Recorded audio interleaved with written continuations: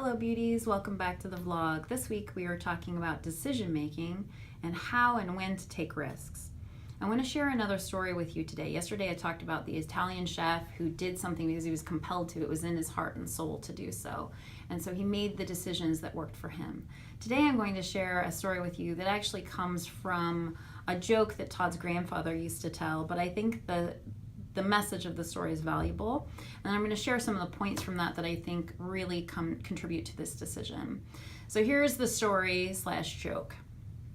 There's a Norwegian, Todd's grandfather was Norwegian. There's a Norwegian immigrant who's working in a Lutheran church in Minnesota, and he's a janitor, and he sweeps the floors and cleans the toilets and does things that janitors do.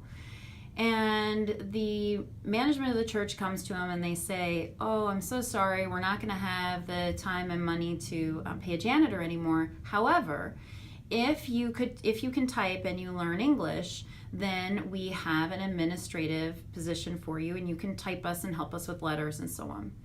And the man says, "Well, I don't speak English and I don't know how to type." And the church says, "Well, I'm sorry, we're going to have to let you go." And the man says, "Okay, oh, that's too bad." So he reaches out to his family, and he has a cousin in Seattle who says, "Well, that's all right, I'm working on a fishing boat, so come out here and you can work with me." So he moves from Minnesota to Seattle, Washington, and he begins working on the fishing boat. And he's such a good worker, and he's such a fast learner, and he's such an organized thinker that over time, and fairly quickly, he becomes the leader of that boat. And then he's got some new ideas, and over time he becomes the person who manages the fish that are caught and stored and sold. And pretty soon he's saved up enough money that he can buy a fishing boat of his own, and so he does. And then he's got his own crew. Pretty soon he's got 10 fishing boats. And now he's ready to buy a cannery, but he needs just a little bit more money and he doesn't have it. So he goes to the bank and he says, "I want to take out a loan to start a cannery. I have these 10 fishing boats and all this crew, and I think it's the next step for my business." And the bank says, "Yes, that makes a lot of sense. You've got all this business. We think it's a good extension. We agree with you. Good decision." And they give him the loan, and it's time to do the paperwork, and they say, "Okay, sign here," and he makes an X for his name. And they say, the banker says to him, "Well, why didn't you sign your name?" He's like, "Well, I can't read and write English." And he said, you can't read and write English?" And he's like, "No." And he's like, "Well, where would you be if you could read and write English? Where would you be in your life?" He said, "Well, I'd be a secretary in Minnesota."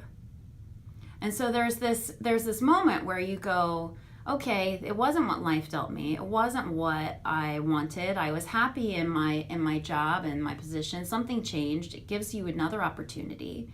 And where would you be if you could do the thing that someone said you needed to do? What would be next for you?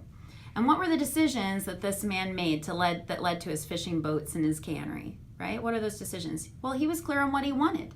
He wanted to do something different, and so he did.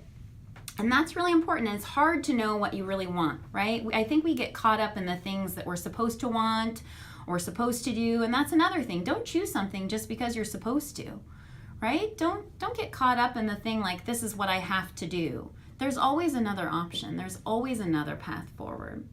A third one is that remember that doing something is better than doing nothing. You know, if you do nothing, you're in the same place you were before. If I woke up tomorrow and I didn't do anything differently, I'd be in the same place as I was today. And so would this man with his fishing boats.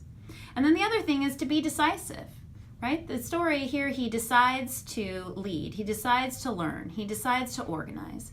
He decides to buy a boat. He didn't have to do that. He could have continued working for someone else and living that life and maybe been perfectly happy, but maybe not. Maybe he'd be in the same place he was in the whole time. So how do we make these decisions? First, we have to ask ourselves, what do we really want?